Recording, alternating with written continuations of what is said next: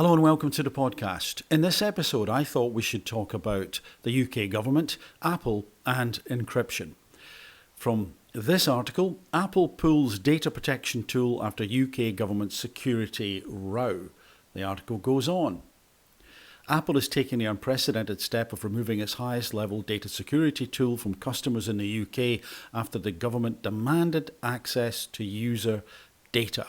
Advanced Data Protection, ADP, means only account holders can view items such as photos or documents they have stored online through a process known as end-to-end encryption. You may have heard of that.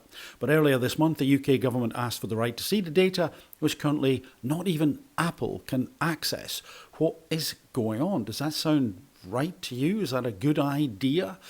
And just to get a slightly different perspective on it, let me quote from this article. UK security officials demanded that Apple create a backdoor allowing them to retrieve all the content any Apple user worldwide has uploaded to the cloud, the report said. The British government's undisclosed order, issued last month, requires blanket capability to view fully encrypted material, not merely assistance in cracking a specific account, and has no known precedent in major democracies. No known precedent. Interesting. Why haven't the US done this? To be clear, Apple really only had three choices. One was to comply, create this backdoor. We'll talk about that in a moment. Two was to walk away from the UK market, which would have upset them and also a lot of Apple users. Or three, do what they've done, which is not to offer that advanced level of encryption. If you have it right now and you're in the UK, you probably will have it for a little while, but it will disappear at a date unknown. If you want to get it and you're in the UK, you can't anymore, as far as I understand it. So what an odd situation. Let's hear from someone in the cyber security area. They're going to play you a short clip from a longer interview. The link to that interview I'll put in the description to this video, and the person talking is Graeme Stewart, and he's sort of giving his first impressions on what the government was asking of Apple. I mean, Ben Wallace was on social media earlier on today saying the people who love encryption are paedophiles. And there is an argument that says if you've done nothing wrong, then you've got nothing to fear. And you've probably heard arguments like that before. If you're not doing anything wrong, you've nothing to fear. And I'm torn about this because I agree with that. And I don't want people crawling about my data. It's like a violation of privacy, but I do want the bad actors to be brought to justice and them to feel the full force of the law. So part of me says, well, yeah, okay, fine. Let's allow that. And yet, that isn't quite the full picture. Let's listen again to Graeme talking about any reduction in encryption. Is anything that fundamentally weakens encryption is a bad thing. And it's not just in this space, but any space. Encryption is the thing we rely on for banking, for commerce, for protecting critical national infrastructure. Anything that increases the likelihood of that getting hacked and that being damaged is a bad thing. And so changing that encryption level could have knock-on consequences that aren't necessarily totally apparent right now, but at least a few of them wouldn't be good. So it's not quite as clear cut, which brings me back to why was the UK government asking for that? Why was America not? There no doubt will be things going on behind the scenes that we're not party to. However, I also wonder whether this is maybe a creep towards a society where the whole concept and structure of it is you've got to give up more and more and more and more to keep you more and more safe. But don't worry, we're in charge and we'll take care of you. Again, sounds good initially, doesn't it? But there are some potential pitfalls with that approach as well. Consider who is in charge. What's your opinion of Labour? Maybe you're really happy, a lot of people aren't, a lot of people started off not so happy, some people neutral, and those people who were neutral probably aren't that happy now. First of all, we'd had the Tories, and people were psychologically on their knees. They wanted change. A lot of people weren't sure at all about Labour and Keir Starmer, and in fact were worried about it. But I guess didn't have much choice, and then what happens? Not long after getting into power, we hear about the free gifts. And this is from the party who were going to be different, the paragons of virtue, the ones shouting on the sidelines about the shortfalls of the Tories. And lo and behold, they were taking these gifts. Now, not only is that an odd thing to do, it's a kind of silly thing to do, isn't it? It's a bit stupid, you would imagine, for them to think, oh, people will just love us anyway because they hate the Tories and it's all right for us to do the same thing. And, oh, if we're found out, then, yeah, we'll just say we're not going to do it now that we're in power. Where's the morals and ethics in there? Maybe they just thought it doesn't matter because we're in power. Ha-ha, you got 5 years of us, nothing you can do about it. And maybe that's why a lot of the pledges that were made before the election were just disregarded. Like, so what? Moving on. Oh, let's move on to the pensioners. Let's move on to the WASPy women. Let's move on to the farmers. Let's move on to businesses. I know, but hey, it's not us. It's the £22 billion black hole that you couldn't have looked at. There was no way to find that out. And shouldn't you be telling us as well that about £8 billion worth of it is to do with the decisions that you made? So this level of smoke and mirrors and subterfuge really worries me. And also, I would ask you this question. What do you think of Keir Starmer as a leader? Do you feel that he's open, or do you feel that there is an agenda at play? There are things being rolled out right now, conversations being made, plans being hatched, almost like there's a party being planned, but you're not party to getting to that party. And if you do find out about it, it'll be after the party is well underway and you can't get in anyway. Isn't that a sense generally that a lot of people have? It certainly is what I have. It's just a feeling. It just doesn't seem right. I don't get the sense that Keir and his government understand they're there to serve. Once more, I will add an important caveat. There are very good people in the Labour Party. There are people who probably are going through all sorts of angst right now, looking at what this government is doing and being very upset about it and doing what they can to make a difference, although we're not necessarily aware of that right now. And then I would say, where do you think the direction of travel is heading anyway, in terms of freedom of speech, in terms of the ability to criticise or have a different opinion? Is it getting more restrictive, or is it opening up? And then, if we consider some of the other things that have been going on, we have Rachel Reeves and her CV. I'm not going to go on about that. I've talked about it before, but that was interesting. Administrative error, but it was all over LinkedIn. But hey-ho, and now more recently we have Angela Rayner and the length of time that she spent as a carer. I sort of don't care about that. I don't mean don't care about the carer part. In fact, I would add anyone who's been a carer, including Angela Rayner, whether it's for a day, a month, a week, a year, a decade, I take my hat off to them. So when I mean I don't care, it's like, well, that's possibly a storm in a teacup, and maybe again it's administrative error, but it still implies sloppiness, sloppy thinking, no attention to detail. Is that the admin team, or was Angela involved directly and just wasn't paying attention? Was Rachel Reeves involved directly? But these things begin to stack up. And yes, we've got to be aware of confirmation bias, absolutely. But whether Labour like it or not, they've left a sour taste in their mouth by the way they positioned themselves before they got into power and how they've conducted themselves since being in power. And then we have this other situation. Shadow Business Secretary Andrew Griffith said he had written to the Prime Minister's ethics advisor asking him to investigate the claims.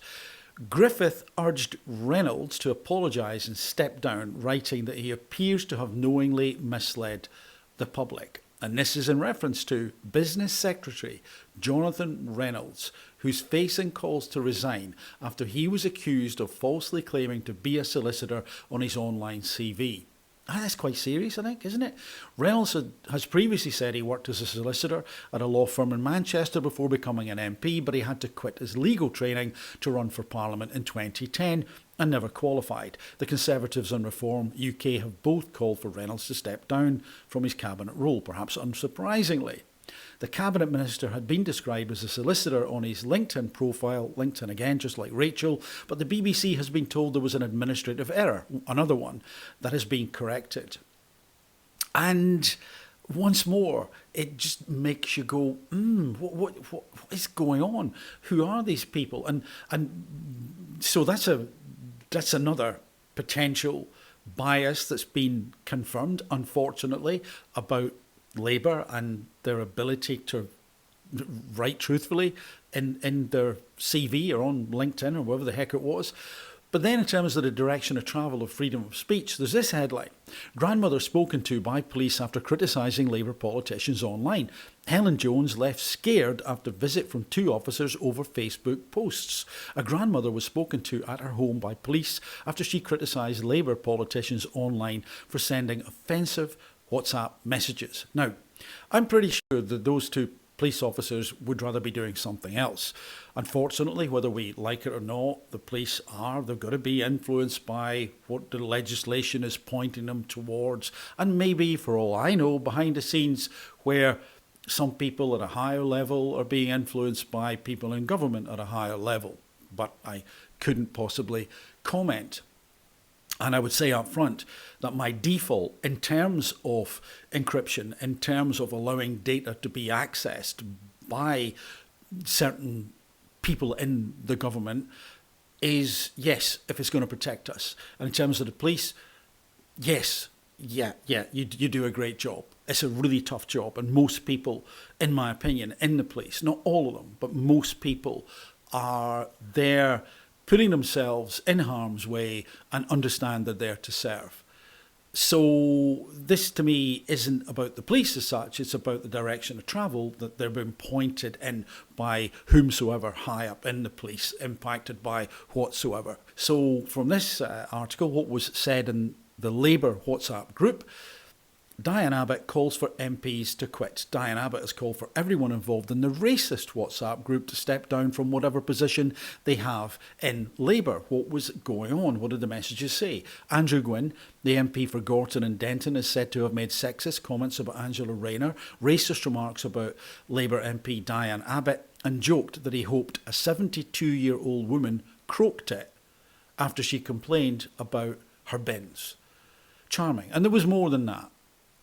Now, so the grandmother was talking about that, and as it transpired, it wasn't a crime. She was just advised. She was just spoken to. So the good news is it wasn't a crime. And from what I've read, she said nothing inflammatory at all. Maybe what the police were thinking was that, well, look, these are public figures and we are concerned about security. We're concerned about things escalating, and maybe we should just dampen things down. It could be that it was done with good intention, but it still is kind of worrying. There is that sentence or that phrase that springs to mind, a chilling effect on free speech. And then what we have is something that I wanted to get to, that I mentioned already, about left wing authoritarianism. From this paper, Relations to the Dark Personality Traits, Altruism and Social Justice Commitment. And it is my fear that what we're seeing is a drift towards left-wing authoritarianism. There's much written about right-wing authoritarianism, but hardly anything about left-wing, until relatively recently, where, to give you, I suppose, an overview, there's quite a lot of overlap. Surprise, surprise. And, well, let me read you a little bit from this paper. In particular, the results of Study 1 showed that the LWA, left-wing authoritarianism, subfacet of anti-hierarchical aggression, and that's referencing a tendency, it would seem, for left-wing authoritarians to basically want to tear down anything that they see as a hierarchy that doesn't suit them, that they don't agree with, real or imagined. So anti-hierarchical aggression was significantly predicted by antagonistic narcissism above and beyond the individual's pro-social dispositions, i.e. altruism. In other words, their narcissism, in this case antagonistic narcissism, totally overpowered, nullified, in some cases, any tendency towards altruism. While anti-hierarchical aggression represents the drive to use force to overthrow those in power, or perceived structures of power, and who endorse conservative values, that's interesting, antagonistic narcissism is characterized by exploitation of others, lack of empathy, a sense of entitlement, arrogance, and manipulative behaviour. And also from this article, rather than paper, I just picked out one part: top-down censorship, using group power to suppress conservative or dissenting ideas. And I just wonder about this. Again, it worries me. Are we seeing little waves lapping against our shoreline right now? But in actual fact, they are a portent of what is to come. Bigger waves that are going to wash away a lot of our ability to speak freely, and in particular to criticise. Because it doesn't take too much legislation, does it, to find ourselves in a position where we can't criticise anyone. And that anyone would include a government. That would be an interesting state of affairs to find ourselves in. Now, you may be saying, well, no, people would speak up about it. Well, I really hope that they would. And yet, I'm not saying that we have a leader or a party which represents left-wing authoritarianism. What I'm saying is that I'm wary about the direction of travel, and I'm worried about it. And could it be that, yes, on one hand, the government has a very good reason for trying to get a backdoor into the Apple encryption area, but on the other hand, could it be that this is just a move that an authoritarian government would make to keep you safe? Give up that little bit of privacy, give up that little bit more of freedom, and we'll keep you even more safe. We'll take care of you. Don't worry. I hope not. It comes down to this. If you believe that there is going to be no abuse of power and that the oversight is there, then this should not be a problem. But it just sits uncomfortably with civil liberties groups and privacy groups saying your communications are yours and it should be protected. And it's that legislative lag and it's that oversight piece that needs to be got right here, because otherwise you're opening Pandora's box. What do you think? If you're still here at this point in the video, thank you very much for listening and watching for that long. And if you are a subscriber, thanks a lot.